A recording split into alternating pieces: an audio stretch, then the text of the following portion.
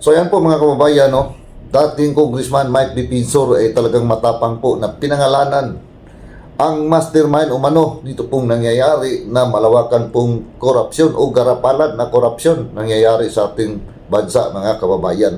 At alam po naman natin na ngayon lamang ito nangyayari sa lahat po ng mga administrasyon na nagdaan.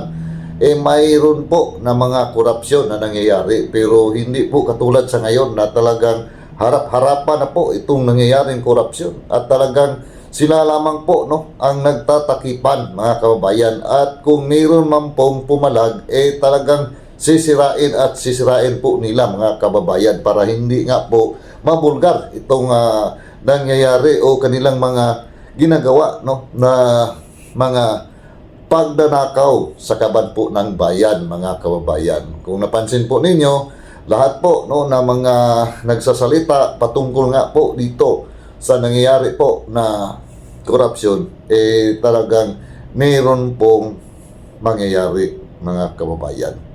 So ito na po at talagang mismo dito po in public po talagang pinangalanan po ni dating Congressman Mike D. Pinsor kung sino ba talaga ang utak nitong garapalan po na korupsyon mga kababayan. Talagang matapang po si dating Congressman Mike D. Pinsor na pinangalanan po itong tao na nandyan lamang sa Malacanang po mga kababayan. At ito nga yung pong video sama-sama po nating panuorin para balaban po natin kung sino ba talaga ang pinaka-utak nito pong nangyayari po na garapalang pagnanakaw ng ating pira sa bansa mga kababayan. Kung 3 araw natin, kailangan may mangyari. Yun. Naniniwala ba kayo na dapat mag-resign si BBM? Hindi ko kayo narinig. Kulong na yan. Ang aking pong kinamangha, dati ang sinasabi ko, imbestigahan ninyo si Saldico. Dati ang sinasabi ko, imbestigahan ninyo si Speaker Martin Romualdez. Ngayon ko lang narinig yung sinabi ni Saldico na ang pera, dinadala nila ang mali-malitang pera kay President Bongbong BBM Marcos. Ayan na po mga kababayan. Ang sabi ni Pangulong Marcos, maya naman kayo. Ang sabi niya, ikulong ang nagnakaw. Yun. Ang hamon ko sa kanya, President BBM Marcos, ikaw ang mastermind. Ikaw ang dapat mahiya. Ikaw ang dapat Diba yan mga kababayan, talagang pinangalanan po mismo dito po sa publiko ni dating Congressman Mike D. Pinsor. Ang tapang po ng congressman na ito o dating congressman mga kababayan dahil hindi na po niya matiis talaga. Ito nga pong parang gusto lamang nila na itong issue ng korupsyon masapawan ng ibang issue mga kabayan, di ba? Kung ano-ano na po yung mga pinapapasok po nila na mga issue patungkol kay BP, mga patong-patong na kaso ang kanilang isinasampa doon po kay BP Sara mga kababayan para nga po ay mapagtakpan po at hindi natin malalaman kung sino ba talaga ang pinakautak nito pong garapalan po na nakawan ng ating pera mga kababayan. Tayo po mga Pilipino ang naging kawawa po sa nangyayari po sa ating bansa, di ba mga kababayan? Lalo pong naghirap ang ating pong bayan dahil nga sa mga buhaya nandyan po na nasa gobyerno na dapat po yung pira nasa gobyerno ay tayong mga mamamayan ang makikinabang. Pero ilan lamang dyan sa kanila na nandyan po sa pwesto ang nakikinabang mga kabayan. Di ba? Kawawa po tayo. Kaya mabuti at meron pong mga katulad nito ni dating Congressman Mike D. Pinsor na talagang matapang po na pinangalanan kung sino ba talaga ang utak nito pong garapalan po na nakawan po na nangyayari. Kulong ng sambayanang Yun. Pilipino.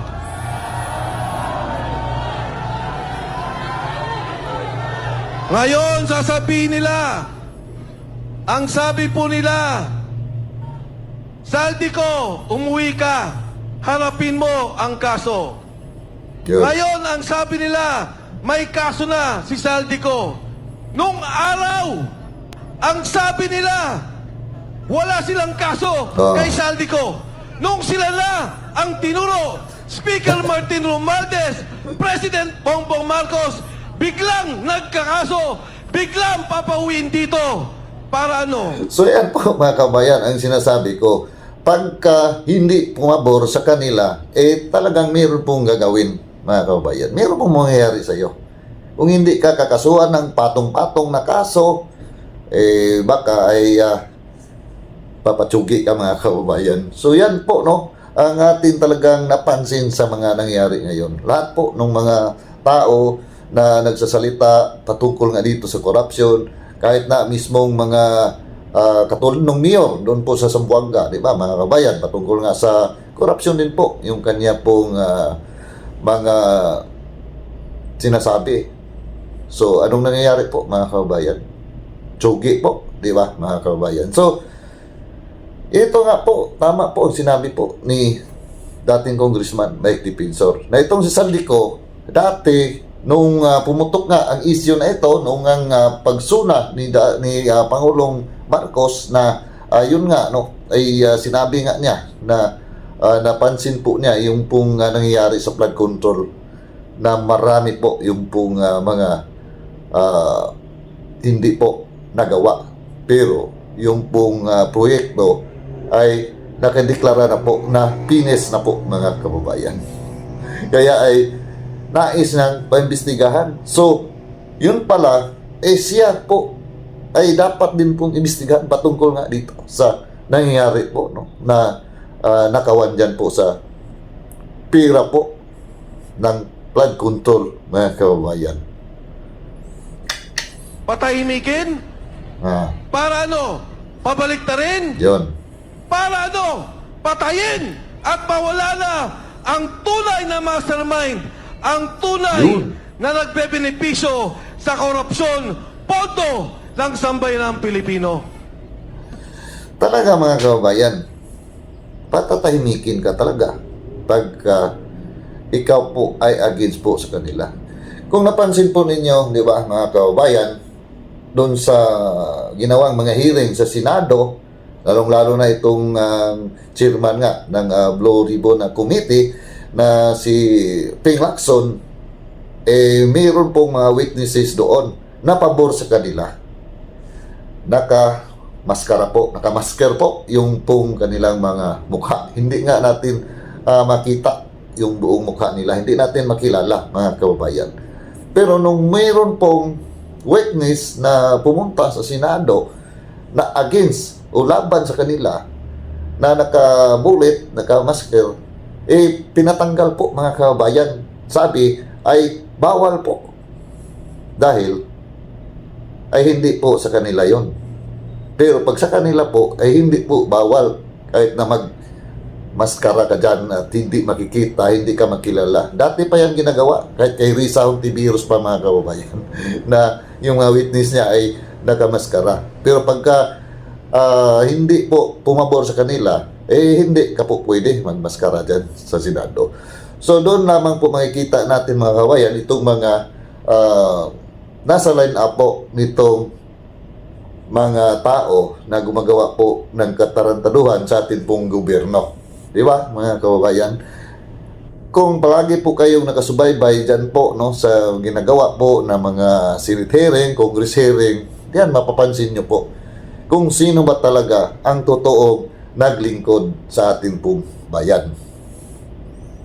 Yan pong pondong yan, pera nyo, binabayaran natin lahat yan. Yun. Buwis yan Tama. ng taong bayan. Oh. Tapos ganyan lang ang mangyayari. Paano ang edukasyon? Yung PhilHealth, Oo. kinunan nila yung pondo. Tira ng PhilHealth. Paano ang mga na-hospital? Hirap na ang mga Pilipino. Pero ngayon narinig natin, bilyon-bilyon ang nawawalang pondo. Ngayon no, yung mag-asawang Paul Estrada, Yun. eto yung assistant ni Saldico. Anong ginawa nila? Ibinyahe, papalabas. Yung Paul Estrada na konsensya. Yung kanyang asawa po, tumawag at sinabing gusto na nilang umuwi. Ano pong ginawa? Binugbog! Pagkatapos, inilipad mga sa kababayan. Chile. Hmm. Pero may maganda po akong balita sa inyo. Yung pong mag-asawang yan, hawak na natin. Yun. Maganda yan, maganda yan. Si Paul Estrada po, kailangan natin protektuhan. Dahil siya mismo, sabi ni Saldico, ang nagdi-deliver kay Martin Romualdez at President Bongbong Marcos. Mga kasama, yung ating pong pagkakaisa ngayong hapon, nung una, ayokong manawagan na mag-resign si Bongbong Marcos. Ayoko pong manawagan doon sa saraping sinasabi nila na magnanakaw at dapat ikulong si Bongbong Marcos. Pero dito sa akin nakikita, yung pagsalita ni Saldico, wala na pong kaduda-duda. Si Saldico, chairman ng Appropriations Committee ng Kongreso. Bata nila, tao nila, 3 taon. Hindi ka magiging chairman ng Appropriations Committee kung hindi ka pinili ng Pangulo. Ayun. Si Speaker Martin Romualdez, pinili ng Pangulo.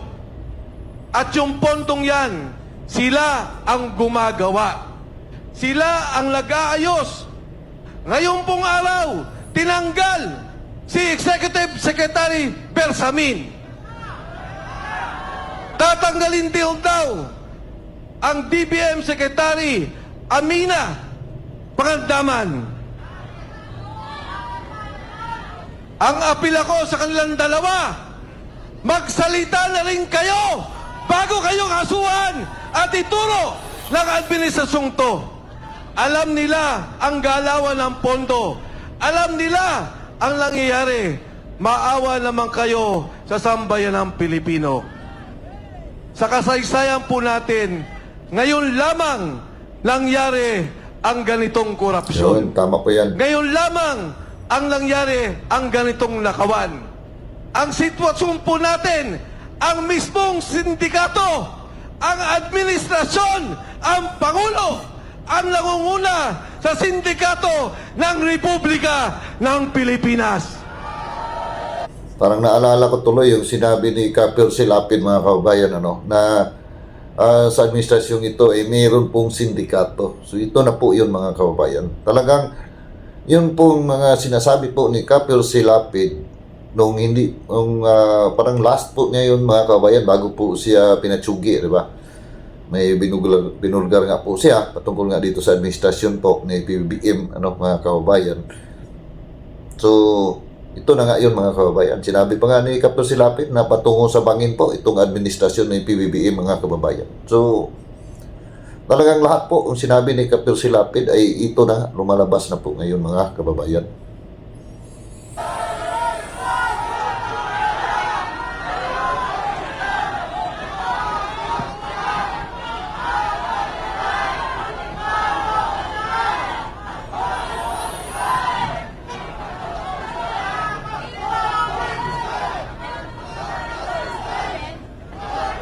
Mga kasama, ito hong 3 araw natin, kailangan may mangyari. Itong ating pagkakaisa, kailangan marisolba ang problema ng ating bansa. Itong 3 araw na to, kailangan mabuwag ang sindikato ng gobyerno ng administrasyon ni Bongbong Marcos. Payag ba kayo? Naniniwala ba kayo na dapat mag-resign si BBM? Hindi ko kayo narinig! Kulong na yan!